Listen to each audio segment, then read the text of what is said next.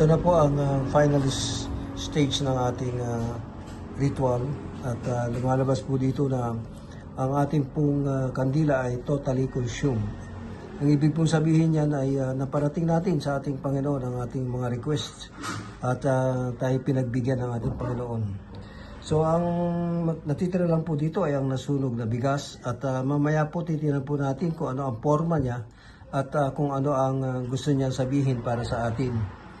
Sa ngayon po, ang kandila ay may kaunti pang apoy pero yan po ay parte na ng nasusunog na bigas, hindi na po ng kandila. Dahil ang ating pong kandila ay totally consumed, naubos pong lahat. Ibig sabihin po nun ay wala po tayong problema sa darating na taon, 2026. At lahat po ng dalangin natin na sinama sa ritual nito ay pinakinggan ng ating Panginoon. So tayo po ay magiging masaya, magiging malakas at magiging mapera sa darating na taong 2026. Sana po tayo ay payagang yumaman ngayong taong 2026 na darating at nang tayo naman po ay makatulong sa mga taong naghihirap next year.